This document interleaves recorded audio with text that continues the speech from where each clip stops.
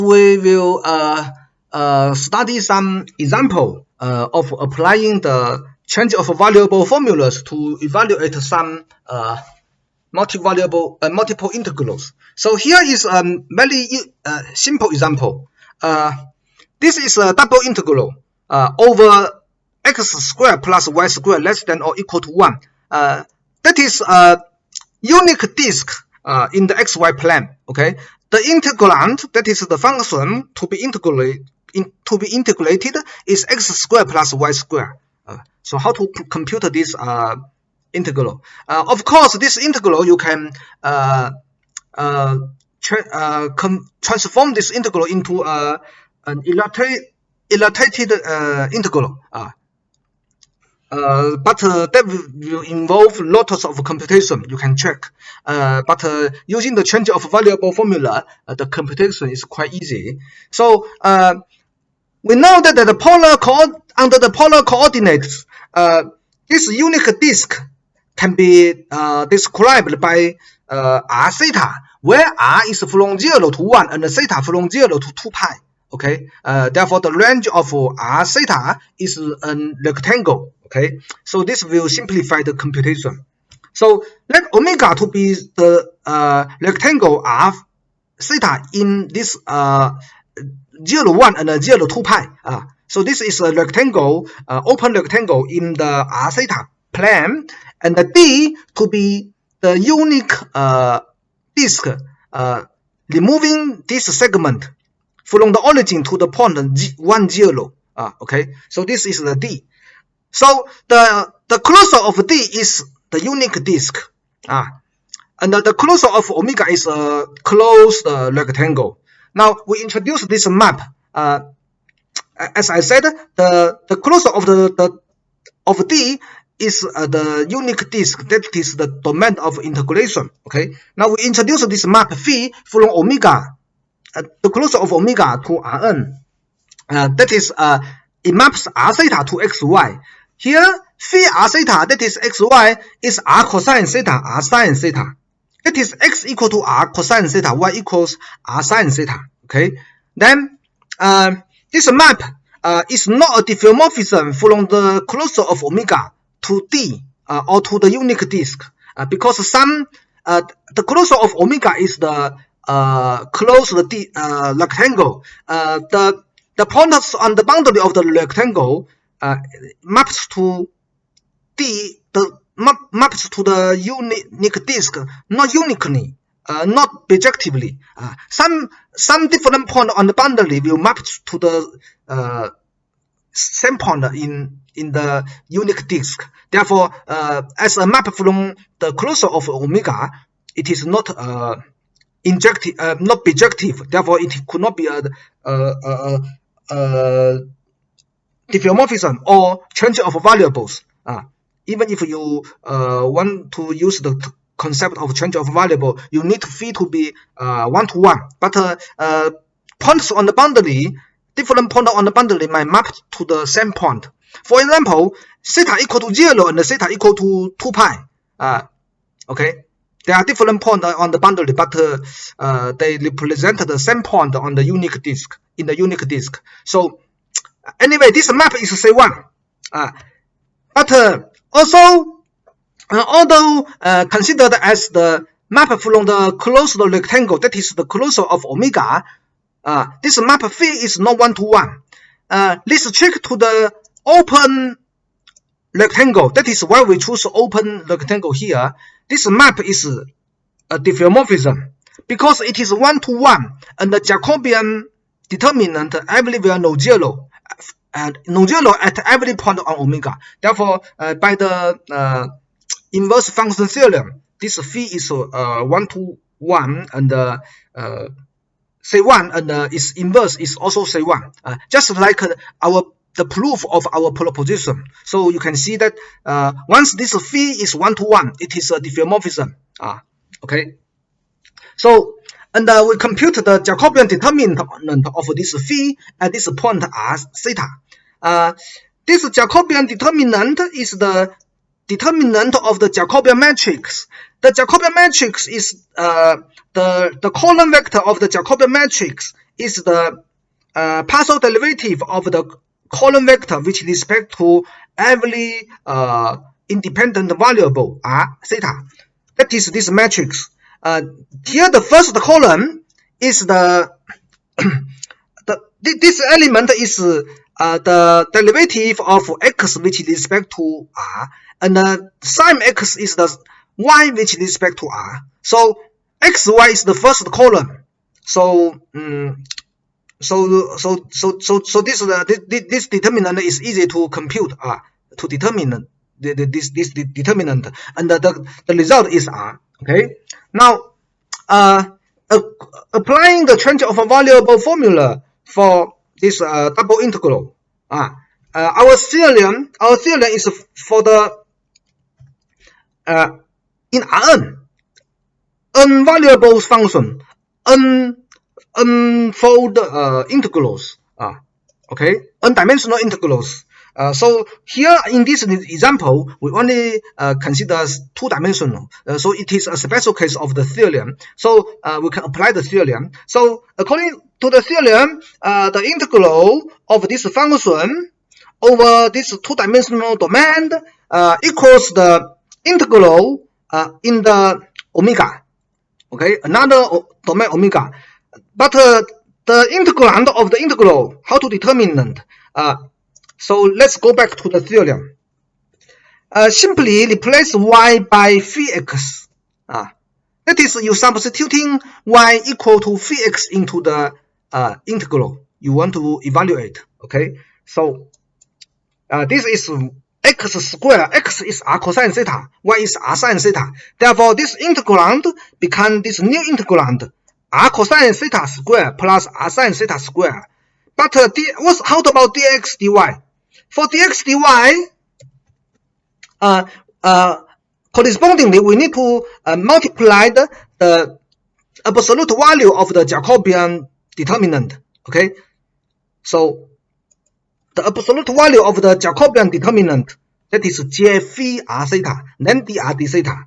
Okay, now the Jacobian determinant is r, and the computation of this new integrand is r squared. So the result is r cubed over omega. But omega is a rectangle, so this integral over the rectangle omega can be transformed into the iterative integral. Okay, so we can integral over r first and then with respect to theta. Now the inside integral is 1 over 4. It is easy to evaluate, and 1 over 4 does not depend on theta. It is a constant. So the result is this constant 1 over 4 multiplied the outer integral 0 to 2 pi. That is 2 pi. So the final answer is pi over 2. Okay. Our next example, we will compute the area of this domain. What's this domain? This domain is in the first quadrant, bounded by these two curves, xy equal to p, xy equal to q, and also these two lines, y equal to ax and y equal to bx. Here, q is greater than p and positive, and also b is greater than a and also positive. Okay, so to compute a multi-integral, the first thing you need to do is to investigate its integral domain, okay, or the domain of integration. Now, this is the picture. The right picture, this two line is y equal to ax and y equal to bx, and these two curves are xy equal to p and xy equal to q. Okay, so the domain that we want to consider is bounded by these four curves, or two lines and two curves. Okay, so but of course the area of this region is the integral of the constant function 1 over d. But this d you can to compute the integral over this d, you can integral with respect to x first from the lower boundary integral for the y first from the lower boundary to the upper boundary, and then for x from the most left point to the most right point. Okay, change the using the forbidden theorem. Okay, but because this the lower boundary consists of two parts. This is the curved part and this is the straight part. And the upper boundary also consists of two parts. This is the straight part and this is the curved part. So you need to compute the intersection of all these curves with the lines, and then to divide this domain into several pieces so that the upper boundary and the lower boundary has a unified expression. You can try this, but this is obviously very tedious, very complicated. So we will not compute this integral in this way. Rather, we consider, because the domain is bounded by xy equal to p and xy equal to q, and y divided by x equal to a, and y divided by x equal to b. Therefore, we can consider xy as a new variable, and y over x is another new variable, making the change of variable. Okay. Therefore, we take the rectangle. That is, if you introduce let xy equal to u and y divided by x equal to v, then the range of u is from p to q, and the range of v is from a to b. Okay, so this motivates us to consider this rectangle PQ cross AB. Here, PQ is the range of U, AB is the range of V, and our phi consider this define this map phi from the closure of omega to R2, xy to UV to xy. xy equal to phi uv. That is x equal to something uv, y equal to something uv. But the expression of xy by uv is not easy to get. Instead, we use this relation xy equal to u, y over x equal to v. This relation determines the relation between xy and uv. So given xy, you can have uv. On the other hand, given uv, you can determine a pair of unique pair of xy. Therefore, this defines a map uv to xy. Okay, so this is the change of variable we want. And by the geometric consideration, the image of this change of variable is precisely the domain, the D, we want to compute the area. Okay, and we want to apply the change of variable formula to compute the constant function 1 over the domain D, with respect to the variable xy. But we want to use this map to transform the integral into integral with respect to the variable uv over the new domain, the omega. So we need to compute the Jacobian determinant xy with respect to uv. That is the derivative metric of phi. But our phi is not given explicitly. Actually, what we give here is the expression of the inverse map of phi. Okay, so if using the usual method to compute the Jacobian determinant of phi, we need to solve xy for uv. Express x equal to something, an expression of uv, and also y an expression of uv. Then taking partial derivative, construct the Jacobian metric and compute the determinant. This is a long computation. But in the proof of our proposition, we have a very useful result here. The Jacobian determinant of a map multiplied the Jacobian determinant of its inverse map equal to 1. Using this result, we know that the Jacobian determinant we want to compute is the inverse of the following J, where J is the Jacobian determinant of uv with respect to xy. We want to compute the Jacobian determinant of xy with respect to uv. We don't compute that directly from this map. Instead, we compute the Jacobian determinant of uv with respect to xy, and then take the inverse. This is the Jacobian determinant of xy with respect to uv. This is a very useful trick. Okay, so this Jacobian determinant can be considered by computing the determinant of the derivative metric. Consider the xy